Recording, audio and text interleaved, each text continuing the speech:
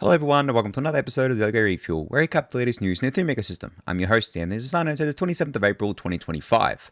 Alright everyone, let's get into it. So yes, I'm back. I think it's been, 2 weeks since I did the last refuel, which was quite a depressing one, because I did say to you guys I was burnt out, and I didn't know when the next refuel was going to be, and today's a weird one. This is a Sunday refuel. I don't know if I've ever done a Sunday refuel. I might have done it once or twice, but I was looking over my Twitter profile and everything that I had retweeted over the last couple of weeks, and I'm like, wow, there's actually a lot of stuff to cover. I'm feeling more energized lately. Let's just do a refuel. So that's why there is a refuel today, and I'm super excited to get into everything.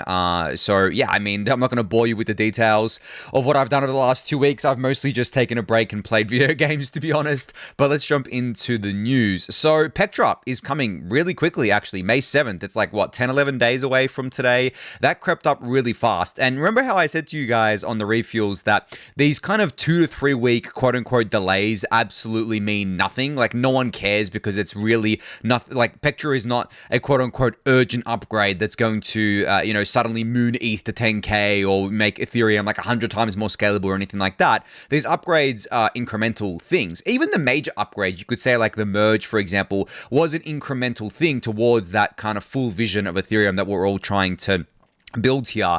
But yeah, it's coming May 7th. If you haven't updated your nodes yet, you should go ahead and do that. Update your clients, your execution layer and consensus layer clients. All the releases are out there for you. You can go check out this post from Tim Byko as well, officially kind of announcing the date of the fork here. I'll link that in the YouTube description below. But just a refresher as well, guys, like Pectra includes a bunch of exciting updates, actually, upgrades, I should say, or EIPs, I should say. The first one, and probably the one that people are focused on most, I guess, like outside of the blob increase, because the blob increase to me is exciting, but it's like to be expected. Like, it's not anything that is controversial. Everyone wants more blobs, and we're doing it, right? Outside of that, there's two things. One is the account abstraction EIP, which is going to actually be, user facing. It's actually going to have a real impact on users. It relies on the wallets integrating it, but I'm sure the wallets will be fast to integrate it because it is a competitive advantage. And essentially what the account abstraction EIP does, well, at least the biggest thing it does, is get rid of that approve then swap flow that has plagued Ethereum for basically ever, like since Genesis, basically. So we're getting rid of that. And as I said, it does require support from wallets and such, but I'm expecting that support to roll out relatively quickly. The second thing is the max EB increase, where you can stake more than 32 ETH per validator up to a maximum of 2048 ETH.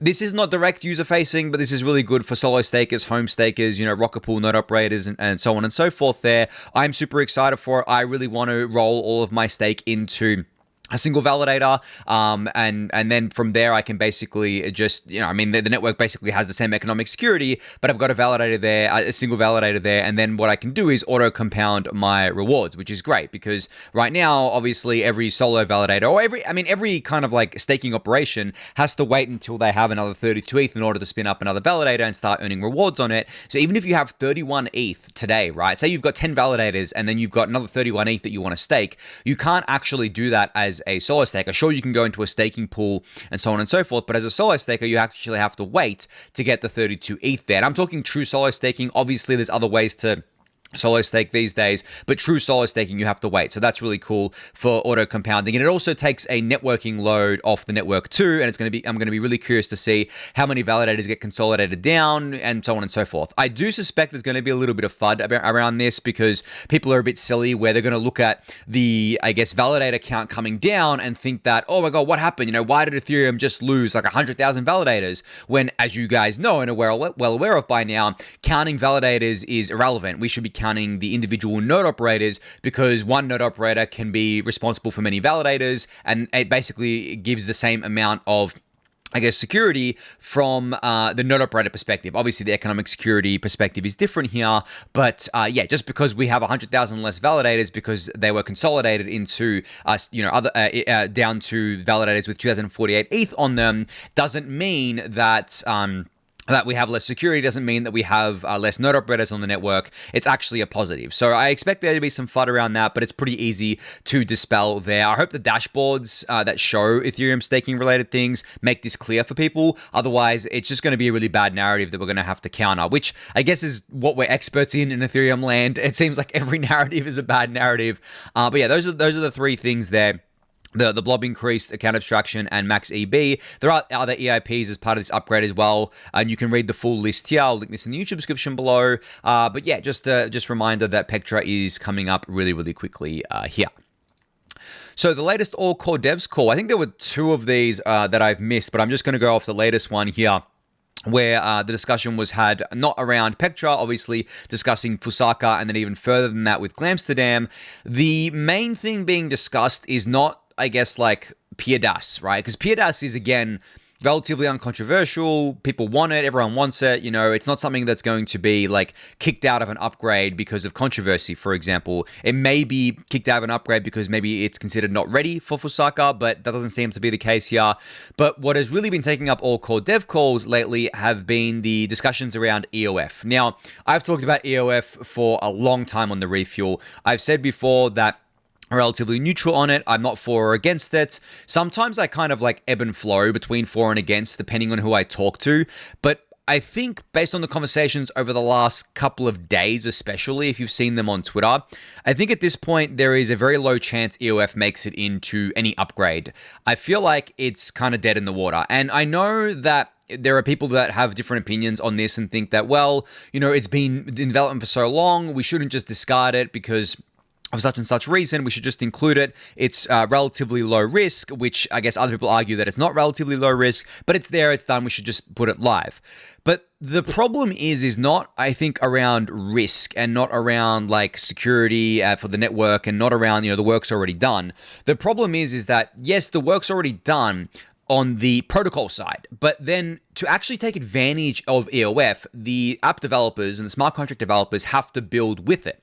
Now that means that all of the old contracts, at least from my understanding, all of the current contracts live on the network and all the old ones, they are not EOF contracts, right? To be an EOF contract, they would have to rewrite that and deploy it again. That's my understanding of it. I may be wrong here, but that's what I'm seeing from app devs. So I think this is, I guess, the main lesson from the EOF kind of debate that's raged on for a few years now, basically the whole EOF thing, is that there has traditionally been quite a disconnect between core developers and app developers. And I think this disconnect wasn't something done on purpose. I don't think that the core developers don't care about the app developers and vice versa. But in large kind of distributed and decentralized organizations like Ethereum, which we don't really have much to go on here, but when you look at the landscape in terms of the different kind of networks out there and different kind of initiatives out there, what tends to happen is that if there is no one kind of like leading an effort, it tends to just not happen. So, for example, if there was a leader, say someone that was connecting the app developers to the core developers and coordinating all of that, then this wouldn't have been an issue. But traditionally, there hasn't really been that. Now, those things are changing. The EF is definitely putting a much bigger emphasis on making sure that there is communication lines between the core developers and the app developers, but I think that that's the main lesson we can take away from this whole thing, because the app developers, should have informed, or I guess like should have been able to inform the core developers early on that, hey, this isn't necessarily something that we care for. It's, it just adds more work to us because we have to rewrite our contracts, or, when we're writing new contracts, yeah, okay, we can take advantage of it, but maybe it's not something that's worth focusing on versus something else. Now, as I said, there are a lot of different positions and debates on this here. I am back to being neutral on it. I'm not for or against it, but given that it has become so controversial at this point, and it has become something that it seems like it seems like a lot of people don't want. I just don't see it going in. Like, this is the thing with EIPs, is that once they become controversial, it's really hard to actually get them included. And this, I guess, is true for all EIPs, but there are a lot of EIPs that inherently don't have any controversy attached to them. As I mentioned before with the blob related stuff, there is some controversy around that where people say, why are we scaling blobs when, at current kind of scale with, current blob count, the fees going towards Ethereum are quite minimal, and that means that the L2s and rollups are free riding. And I understand that perspective, but that is less to do with blob scale and more to do with how blobs are priced. So again, it's not really controversy around the blobs and scaling the blobs up. It's more we need another different EIP in order to fix the blob gas market, which is exactly what we have. And there's a few different efforts here, but that's an example of something that is relatively uncontroversial. But then there are things like, EOF, and I guess like the most controversial EIP I can think of, or one of the most, is ProgPow from back in the day. Then there was EIP, I believe it was 999, which was the parity unstuck funds one, which is basically a bailout EIP that was super controversial. So there's just inherently things that have controversy attached to them and things that don't. And I think with EOF, unfortunately for a lot of the devs that worked on this, it has become quite controversial, which means that it has a low chance of going into the network, especially when the wider community gets involved. That's when it becomes just extra noisy, and that's what we've seen here with EOF. But outside of that, just things are still going well with getting Fusaka out the door. I believe, work's still being done there, and then obviously Glamsterdam after that. But that's the latest on, EOF and the latest Core Devs call. I think there's going to be a Core Devs call again. I mean, there will be again this week. I believe it's on Monday. That's going to be really interesting because it's going to be a lot about EOF. And I think on that call, it will be decided finally if EOF is dead or if it will still go in. If I was a betting man, I would put money on it being dead, to be honest. But we're going to have to see. It's going to be a spicy call, that's for sure. All right, moving on. So there's been a lot of talk about L1 scaling recently. Now, what I'm going to do is I have 4 tweets here that are related to L1 scaling, and then I have a tweet that I put out that summarizes all of it. So what I want to do is I want to cover this tweet from Justin Drake. So he basically put out a tweet where he said that we're going to get 1 gigagas per second on Ethereum L1 with ZK VMs, which equates to around 10,000 TPS. And we're not going to compromise to get there. This is the key thing that I think a lot of the community is debating, is basically people keep saying, we want to scale the L1, we want to scale the L1. And that's all well and good. Like, that's fine. Let's scale the L1. But the key is that we should not be compromising here. And what that means is that we should be able to do this, scaling the L1, but while keeping consumer hardware viable to run the network, while keeping home internet viable to run the network, right? While keeping censorship resistance with things like Fossil, while keeping 100% uptime with things like client diversity, and while having the current 8,000 consensus nodes that we have and potentially growing that even further. We shouldn't be scaling by doing it the way Solana does it, or Sui does it, or Aptos does it. These kind of L1 chains that are essentially data center chains. That is worthless to me. Like, that is absolutely worthless. I don't even care if people disagree with me on this. I truly believe that a data center chain is completely worthless long term. It just serves no purpose because, I've been talking to a lot of people about this recently, and this is something that I've said on the Refuel from the very early days. And I think I even said this when I was doing ETH Hub with Eric when EOS was a thing, where if you optimize to be a data center chain, if you optimize to be more centralized, then what ends up happening is that you lose out to the other chains that just become even more centralized than you. It is a race to the bottom in terms of centralization, because what you do is you shift the Overton window here, where you basically show that to the market. You're like, well, people are using my centralized chain, so, that must mean that the trade-offs that we made are worth something. It's like, okay, well, then now you've just shifted the window and you're basically saying that, well, what if someone else comes along and makes another chain that is even more centralized and people use that? Does that mean that the market found value in that? I mean, sure, it does. But then what value prop do you now have? If you gave up on decentralization, if you made these trade-offs and another chain comes along and says that, well, we've done that too, but hey, we're even more centralized, which means we've got cheaper fees and faster transactions, and we do all this good stuff in the background. We're a better chain because of that. Well, then people are just going to go use that thing. And now where are you left? You're left being not decentralized enough to be like a global neutral settlement layer like Ethereum is, and you're not centralized enough to compete with these other more centralized chains. So essentially you have you're at a crossroads here. You try to become more decentralized, which is, I believe, very, very, very difficult for L1s to do that have taken that trade-off space to begin with of becoming a data center chain, or you go down and down the path of becoming even more centralized. And again, that's just a race to the bottom. So from there, it becomes a question of, well, if you're just going to be like this super centralized chain, you're competing with a bunch of other super centralized chains, then you all look the same, and then the value prop really is nothing at that point. That's what I strongly believe. So when we talk about scaling the Ethereum L1, we cannot, under any circumstances, give up the decentralization that Ethereum has built over the last 10 years. We can't give that up. That is like essentially giving up. That would be like Bitcoin is giving up on the 21 million supply cap. That is what we hold most dear in Ethereum. So again, no one is against scaling the L1. They just do not want to scale it by sacrificing Ethereum's decentralization. And yes, maybe there is like 10% of decentralization that we can sacrifice in order to achieve a 100x increase in scale on the L1 and improvement of the L1 overall. That is a good trade-off. Don't get me wrong, right? That is actually a good trade-off.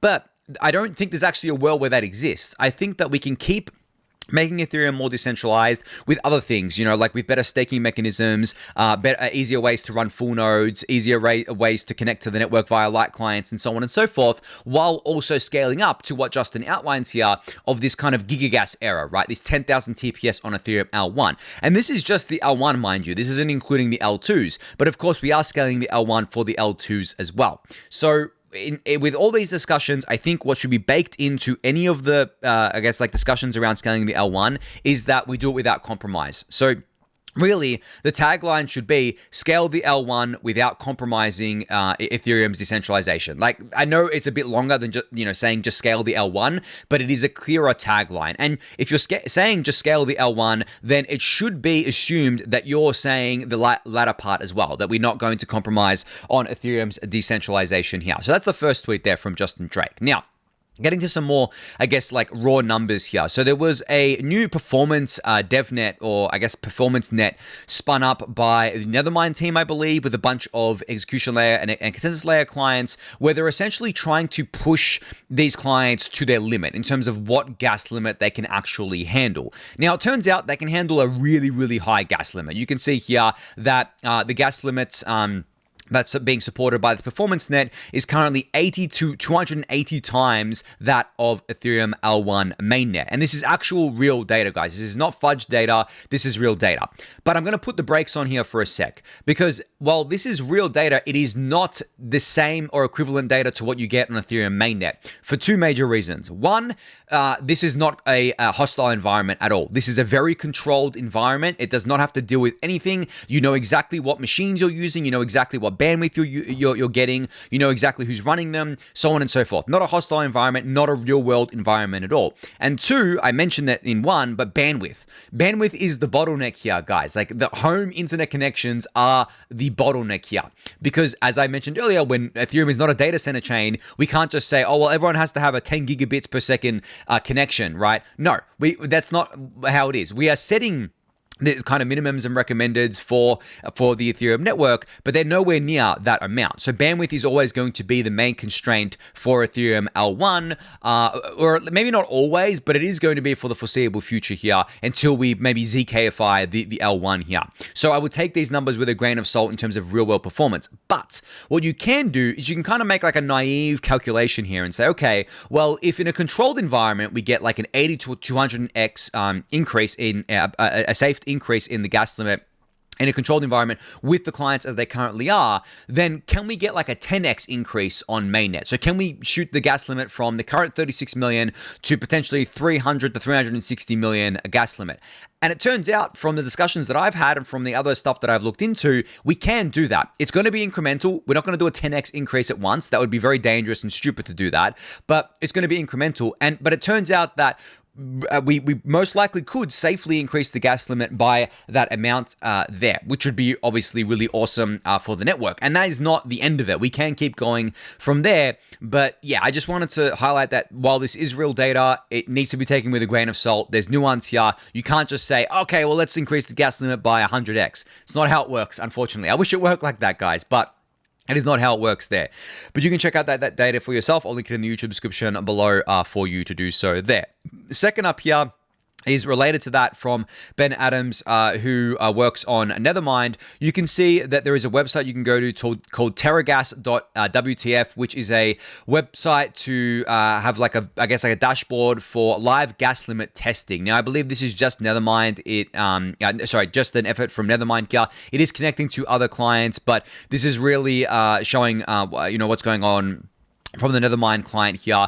It is quite technical. I mean, if you don't know what you're looking at, just looking at my screen right now, then you're probably not going to get much use out of this. But at the end of the day, I think having materials like this, having dashboards like this, tools like this is really important for essentially setting the standard that we are in scaling the L1 war mode now. We've reprioritized that. I don't like the term pivot. I think reprioritized is better because a pivot implies that L1 scaling was never on the roadmap. It was, but for multiple reasons, it was not priority for the last 3 to 4 years. And I think that I should, it's actually probably worth me explaining these reasons. I actually went through these reasons in the Daily Gwei Discord channel, but the reason why the L1 in terms of scaling wasn't a high priority over the last 3 to 4 years was not because of L2s, really. I believe it was mostly because of the fact that we had other much higher priority things to do. So if you go back, let's rewind the clock. Let's go back to 2020. What was the main focus of even 2019 and 2020? It was getting the beacon chain out the door, right? That's what the core devs were focused on. That's what the researchers were focused on. And we got that out the door in December 1st of 2020. Okay, then what happened after that? What was the focus after that? Well, it was the merge, right? It was merging the consensus layer and the execution layer on top of still doing execution layer and consensus layer upgrades, which happened before the merge. Then the merge went live, September 2022, September 15th, 2022.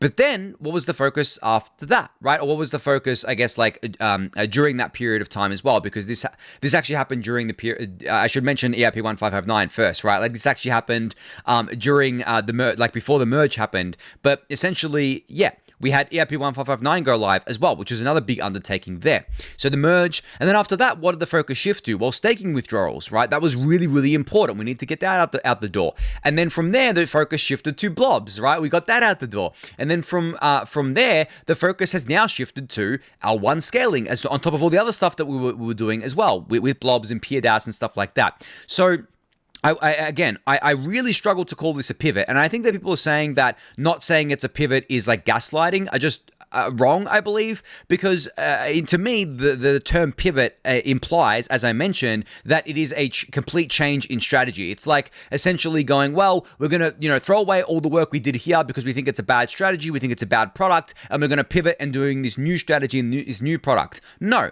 L1 scaling has always been on the roadmap, at least since 2020. It just wasn't a priority. So that's why over the last few months, I've been saying and been trying to hit home that this is a reprioritization. We've basically said, well, now, we've neglected the L1 because of different priorities, but now we should really, really focus on the L1. So the pendulum has swung toward that. We've reprioritized that, and I would not call it a pivot. You guys can call it a pivot if you want. I'm not going to tell you what it is and isn't, but I'm giving my reasoning as to why I'm not here. Because if you go back and listen to Refuels and even read my newsletters when I was doing them, there was always talk of L1 scaling during, I always talked about that sort of stuff. It just wasn't the priority at the time there.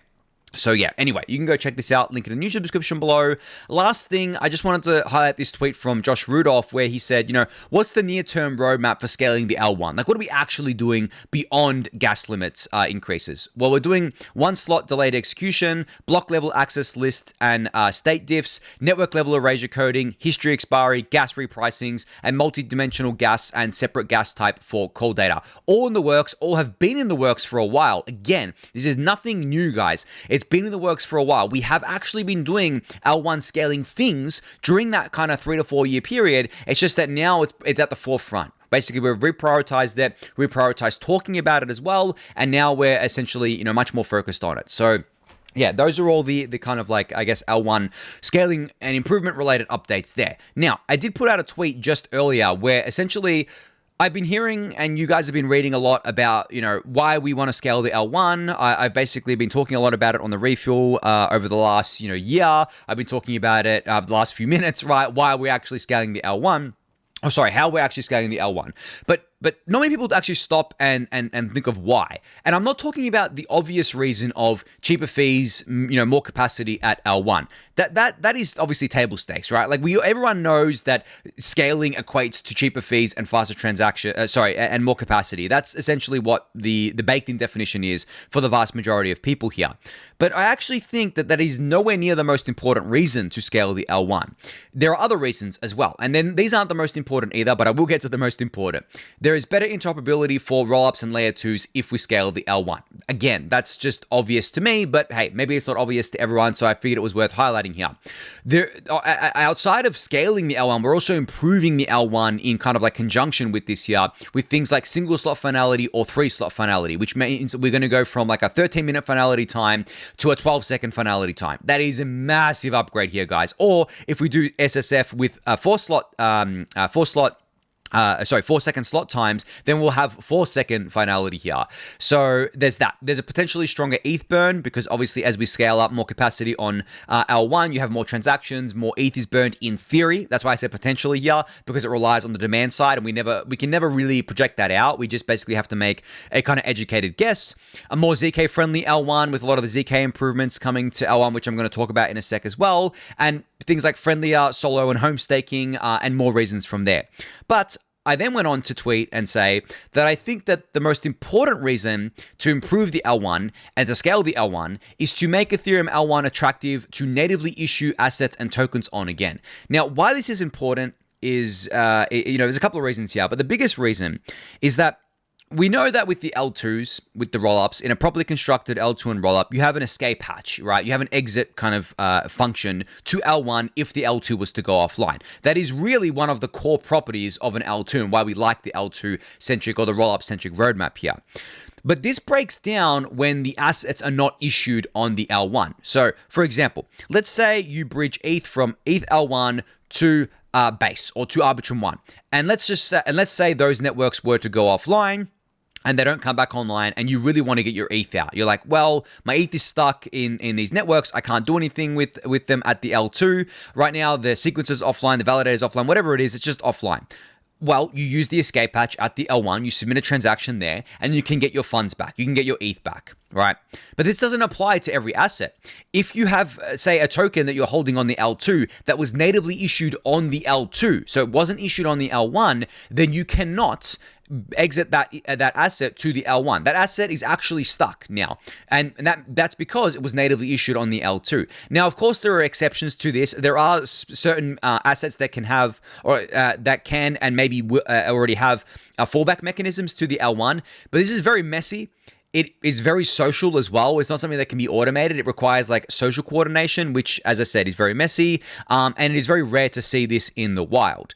So if you look at it from that lens, you would come to the conclusion that every asset should be natively issued on the L1. And then there are, of course, other exceptions to this as well that I should mention. Centralized assets. Their ultimate settlement layer is not L1, L2, L50. Their ultimate settlement layer is off-chain. USDC, for example, USDT, the two top stablecoins, their settlement is done in the real world banking system. It is not done on-chain, right? So from that perspective, even if like the USDC that was natively issued on Base, for example, was to go away because Base went offline, they would just reissue that USDC to people on mainnet Ethereum maybe or on another L2 because the assets backing up that USDC, the collateral, so to speak, is in bank accounts, right? So again, that's the ultimate settlement layer there. But for natively issued digital assets like ETH, like NFTs that aren't representative of a real world object, so like CryptoPunks, for example, like ERC20 tokens that again aren't representative of a real world counterpart,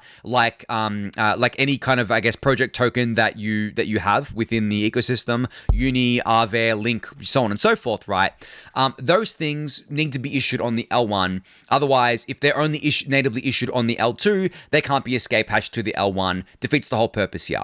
So by scaling the L1, by improving the L1, by making it feel less clunky, making it feel better and more modern, we essentially say, well, hey, the L1 is awesome. You should use the L1. Come and do that with your assets. Come and tokenize your assets on the L1. Make sure that you natively issue your tokens on the L1, because by doing that, it's like a one-time thing, essentially, where you're like, okay, well, I'll just natively issue it on the L1, and then maybe I'll just bridge it to the L2s myself, and then I'll just give it to users on the L2.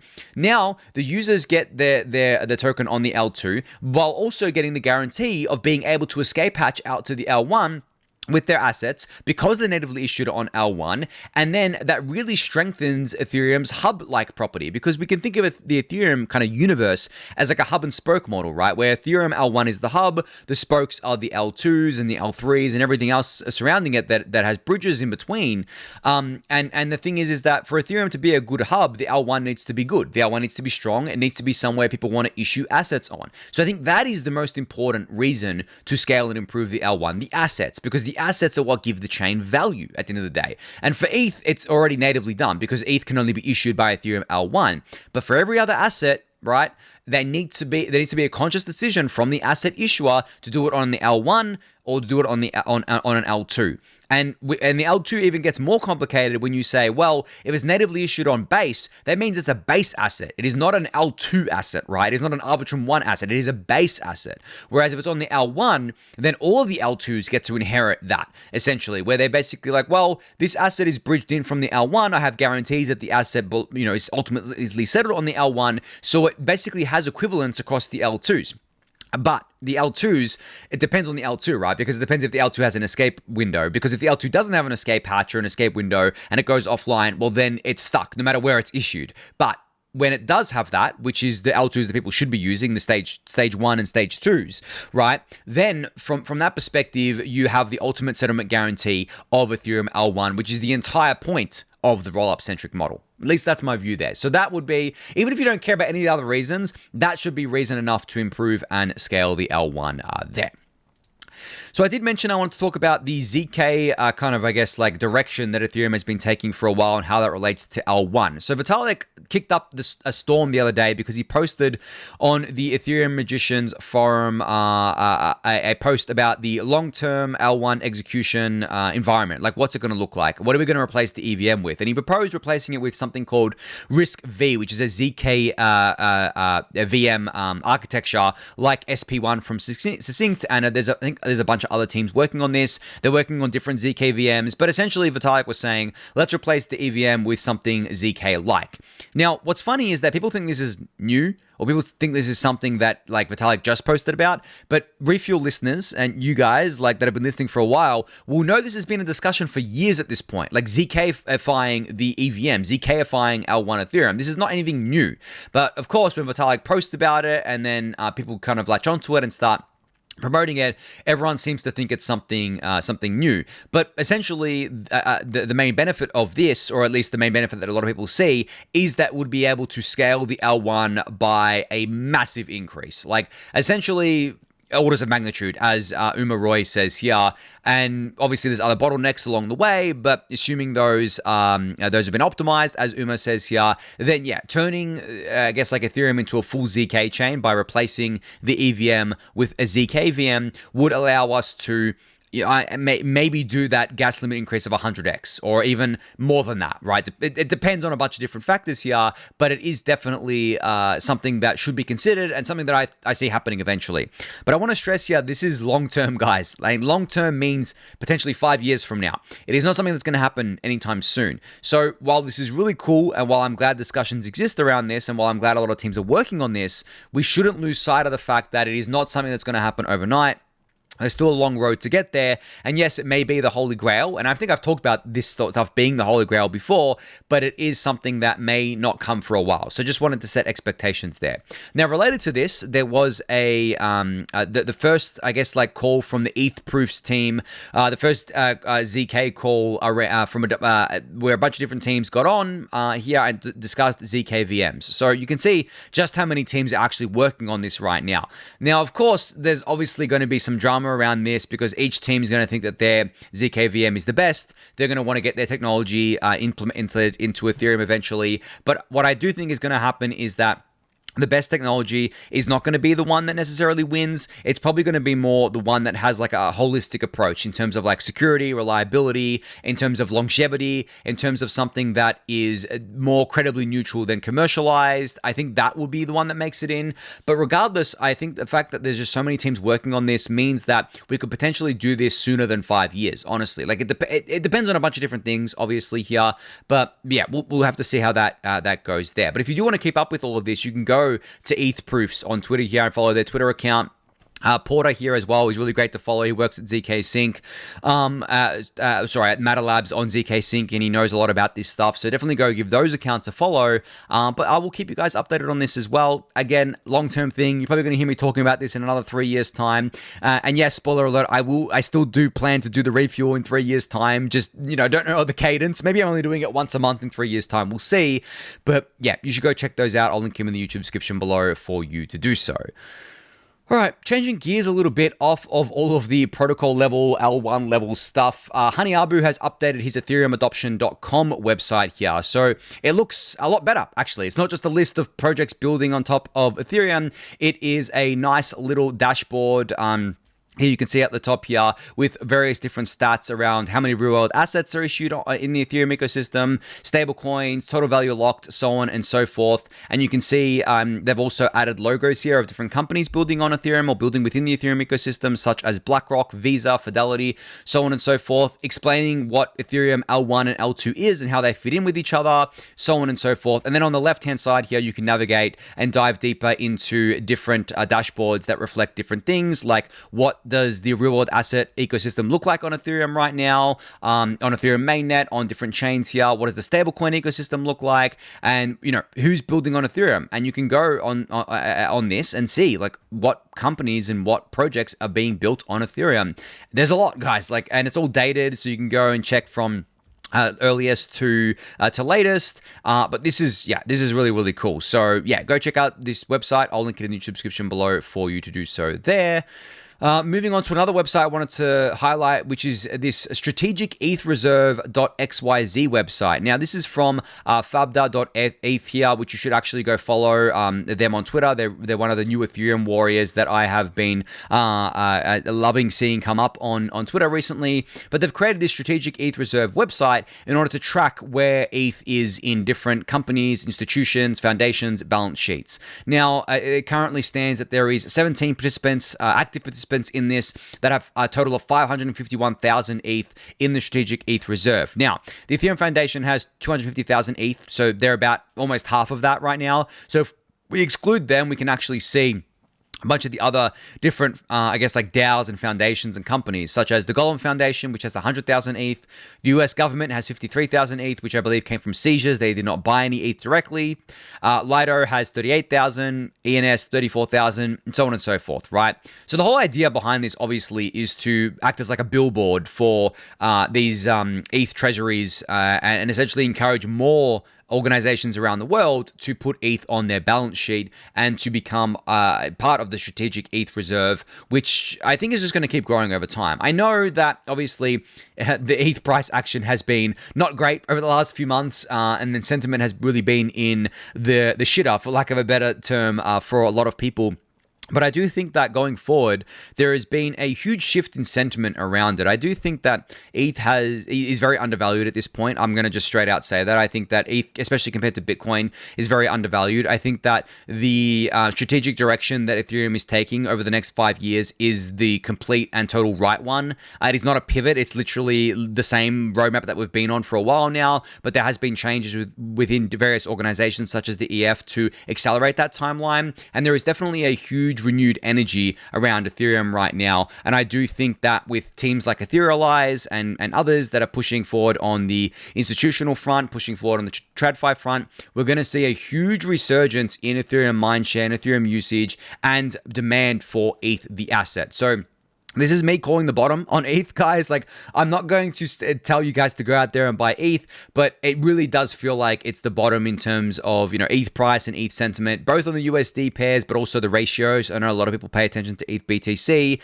I just think that it's completely oversold at this point. I think that ETH got a lot of undue criticism and an undue and unfair kind of price performance there, but we're going to have to see going forward. Maybe we'll revisit this in a year and see where ETH is, but that's me kind of calling the bottom there. Barring any macro shocks, you guys know my opinion that generally there was a lot of uncertainty over the last 2 to 3 months. I think the market has digested a lot of that at this point, and I think that if you actually kind of map it out a little bit further, crypto front runs a lot of these things. It tends to dump a lot earlier than other markets out there, and it also tends to front run reactions to this. So if the money printer gets turned back on, I do think that crypto is definitely going to be a big beneficiary of that, regardless of tariff stuff or anything like that. I do think that crypto really loves the money printer, that's for sure, because it is relatively insulated from the I guess like real world environment, right? It is a global, I guess, market that a lot of these things are digitally native. A lot of the reasons why you would buy these assets are based on digitally native things. Yes, obviously in recessions and in high inflation periods, people have less money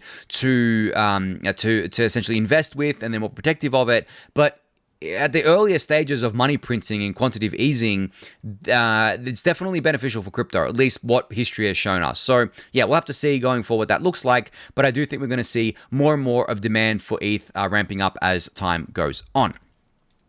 All right, another project that went live recently is something called Immutable Ratings. So essentially what this is a take on on-chain rating system for different parts of the ecosystem. Now, you can do things like rate up or down tweets, rate up or down accounts, so on and so forth, and it is fully on-chain on base. It is not something that is done off-chain. All the votes, upvotes and downvotes are stored on-chain, so it is actually immutable. That's why it is called Immutable Ratings here. And you can see the highest rated, lowest rated kind of Twitter accounts and opinions. It's hilarious that the highest, lowest rated, or number one lowest rated Twitter account is Peter Dutton, who is the opposition leader in Australian politics. It's kind of weird seeing that there, but you can see that most of the lowest rated politicians like Trump and Gary Gensler here, and then you've got like Do Kwon, the founder of Terra, and Altcoin Daily, which is a crypto media org. But I mean, I don't know how reflective this is of things, because this is obviously a new kind of project here.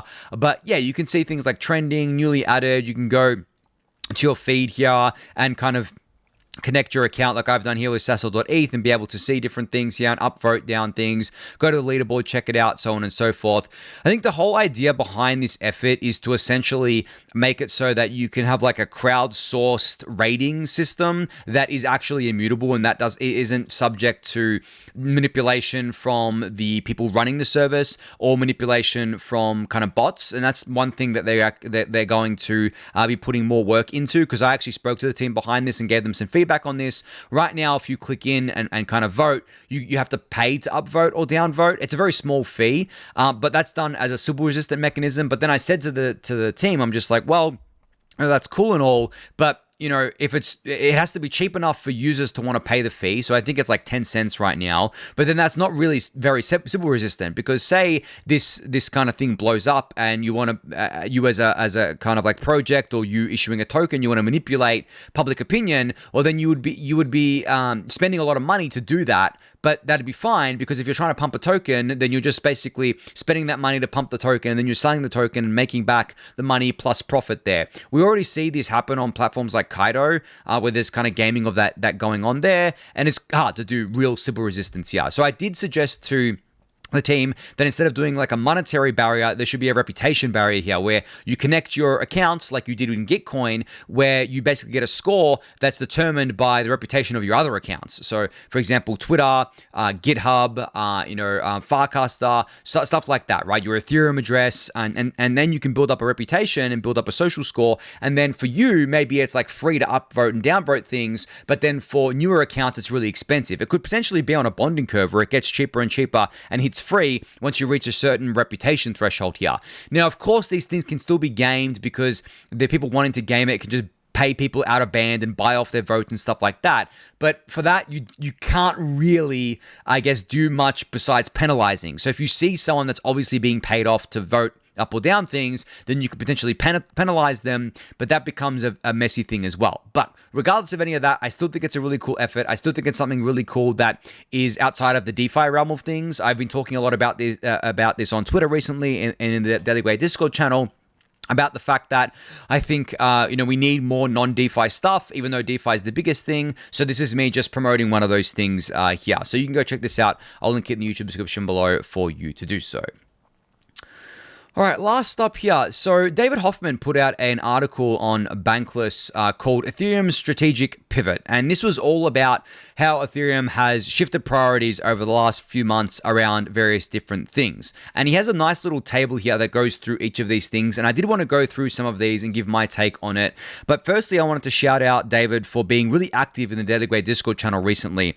It has been interesting to be part of the conversations because it has been heated, to say the least. It's been heated and passionate, where essentially David's come in, he's given his view on things, people in the Daily Gwei community have hit back at him, and there's been a lot of back and forth, a lot of heated debate. But I do think that it's been great because essentially it's been good to be able to get like David's raw thoughts, and it's been good for David to get the raw thoughts of other people in the Ethereum community here to go back and forth on. So I'm just really grateful for him being active in the Daily Gwei Discord channel there. But outside of that, I did want to hit on a few things here. So he identified 6 key problems that he considers to be problems in the Ethereum ecosystem. The first one is L1 underinvestment, right? And I'm going to read out each one and then go into my thoughts on these based on his thoughts. So he then has like a bunch of different sections here where he says, what went wrong with this, how it's being addressed, and what's changing.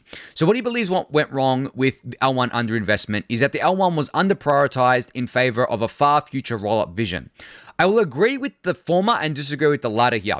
I do believe that L1 was under-prioritized, but I don't believe it was in favor of the roll-up centric roadmap. I believe it was because of all the reasons I listed earlier around the fact that we had other priorities for the L1 besides scaling. Because he's really talking about scaling here. He's not so much talking about the other things like beacon chain, merge, staking withdrawals, blobs, stuff like that, right?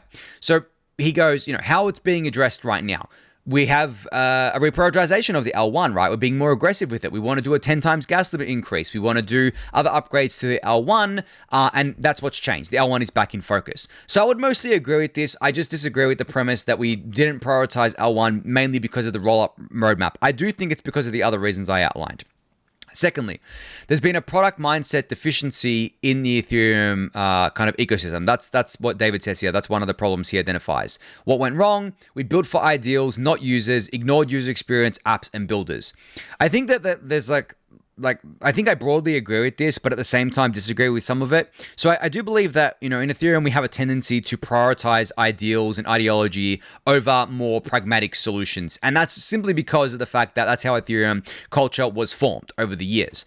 But I will say that we haven't ignored UX, apps, and builders. I think, again, it's just not something that has been necessarily prioritized as much as other things. Because ignored implies that we just basically didn't listen to them at all. I don't think that's the case. I think that they were there, they were being listened to in various different places, but they weren't being prioritized. And that's, I guess, one thing I'm going to keep coming back to, priorities, right? Because it is really about priorities. So how it's being addressed, we're shifting the focus and shifting the priority to that. We're doing things like making it so that the EF and core developers have communication bridges between themselves and app builders, right? And then Ethereum is being treated like a product rather than just a protocol. Again, I think that's fine. That's actually something that is obviously an improvement within Ethereum. He also identified a leadership vacuum in Ethereum. Now, I think this is more EF than Ethereum, and he identifies the problem as EF. He said, if the EF avoided directional leadership, no one owned Ethereum's vision. I agree that this is an EF problem. I don't agree that it is an Ethereum problem because there are many leaders in Ethereum. There are many coordinators in Ethereum as part of the whole ecosystem. But if we're talking about just the EF, sure, the EF lacked good leadership. Definitely. I can agree with that, right? And then how it's being addressed, obviously, there are new co-directors, co-executive directors, Tomas and Xiaowei, that were appointed, and the EF is taking more strategic responsibility because of this. And then he goes on and says that we had an ivory tower culture problem. We were insular, academic research was disconnected Ethereum from builders and users. I actually don't agree with this that much. I think this is more of a crypto Twitter narrative. The ivory tower thing came about from the fact that there weren't clear lines of communication between the builders and users and the researchers. Not because of the researchers doing this on purpose. I think just because of the fact that the researchers were in one kind of area, the builders and users were in another, and there wasn't really a communication bridge between them. I think by saying the term ivory tower, it's implying that the researchers wanted to be there and didn't want to talk to the users and builders. But I think that's completely wrong. I think they did want to do that. There just wasn't anyone taking ownership of that and becoming that kind of communication bridge between those two parties there. And this is being addressed by, again, a shift in culture at the EF and the kind of wider Ethereum organization, the wider Ethereum kind of community, in order to increase the communication lines there. Another problem, L2 fragmentation. Again, like, this is a problem that is being addressed for multiple years now. It's not anything kind of new, and it's not anything that hasn't been being addressed. And I think that, like, David bringing this up as part of like something relatively recent and something that we're only focusing on recently is just completely wrong. It has been a focus, and a really big focus, for quite a while now. Yes, maybe it has become an even bigger focus recently, but I think it's been a focus for a very long time now. And I know this because I've covered it quite extensively on the Refuel. So I agree L2 fragmentation obviously is an issue, but I don't agree that it is a relatively recent issue or something that's only being addressed recently there. And then finally, David identifies a problem of competitive urgency. Ethereum was slow to adapt, while Solana and others optimized for product market fit. This is actually the one that I take most issue with. And this is a broad topic, and I know I'm already at like almost an hour here for today's Refuel, but I think this is worth talking a lot more about. So when, I guess, like, we talk about competitive urgency, and when David talks about Ethereum here, I think he's probably focusing on Ethereum L1, right? He's not really focusing on the L2s. And I think from that perspective, I don't agree, because of the fact that Ethereum L1 is not trying to compete with Solana, right? Ethereum L1 is not trying to be the best execution layer out there. It is not trying to compete with other data center L1s. It is trying to compete, at best, I guess, with Bitcoin, if you wanted to say that, in terms of being a settlement layer. But I truly don't think Ethereum L1 has any competition for what it's trying to be: a global, neutral, credibly neutral, decentralized, reliable, and secure settlement layer for the world, essentially, right? So from that perspective, you can't really say Ethereum was slow to adapt, I think, to compete with Solana and other data center chains. I think what you can say is that Ethereum didn't prioritize maybe like all of the right things over the years. Maybe too much emphasis was put on certain things when the emphasis should have been put on other things, when we're trying to achieve the goal of being that kind of credibly neutral settlement layer there. So from that perspective, I agree, but I don't agree from the perspective, and I think this is David's perspective, that Ethereum should have adapted faster to match kind of what Solana was doing. That, to me, is completely wrong. I don't think that should be the case at all, and I don't think that the recent reprioritization of the L1 is a reaction to Solana or any of these other kind of chains that are prioritizing their L1s and trying to be execution layers. I think it's Ethereum doing what's best for Ethereum, because, as I mentioned earlier, scaling and improving the L1 has massive benefits for the entire Ethereum ecosystem. It is not doing so in order to compete with Solana, because in order to compete with Solana on the L1 level, in order to replicate what Solana is doing at the L1, you basically give up everything Ethereum is. You give up decentralization, you give up home staking, solo staking, you give up being able to run full nodes and consumer hardware, and you become a centralized chain in order to compete with the other centralized chains. And for what? Like, I don't understand why we would do that. So what we're doing is we're scaling the L1 in service of Ethereum's roadmap of being maximally decentralized, credibly neutral, settlement layer, all that good jazz there. So and David, with the competitive urgency thing here, he said, how's it being addressed now? Well, the ideological resistance is fading, faster roadmap cadence, willingness to execute on short-term wins. Again, this has nothing to do with Solana or other chains. This has everything to do with the fact that we've just reprioritized things for Ethereum to make Ethereum better, not to make Ethereum more like the other chains. And I really this irks me, guys. It irks me that we're always, a lot of people, not me, I don't do this, but a lot of people in the community are always comparing Ethereum to these other ecosystems. We shouldn't be doing that. Ethereum is its own thing. Ethereum is building for its own goals. And yes, there should be more focus on maybe building better things for users and for developers and stuff like that. But again, in the context of Ethereum, not in the context of these other things. I really don't think that Ethereum should be looking at other chains and being like, well, we should copy what they're doing. There are certain ideas, certain things that Ethereum can incorporate, but we should not be trying to emulate these other chains, because pretty much all of them, except Bitcoin, but Bitcoin's its own beast, right? All of them are not doing what Ethereum is trying to do, which I mentioned that so many times I'm going to be repeating myself here, but B, that, settlement layer for the world there. So I think that that point there is the one I disagree with most. I don't think that it's competitive urgency that has spurred this on for Ethereum L1. Maybe for the L2s it is, and that's why we're doing scaling blobs faster, because we want to make sure the L2s are competitive with these other L1s, because that's the whole point, right? The L2s are the execution layer. They're the ones competing with the L1s there, and that's why we're doing this here. It's not to make Ethereum more like these other chains.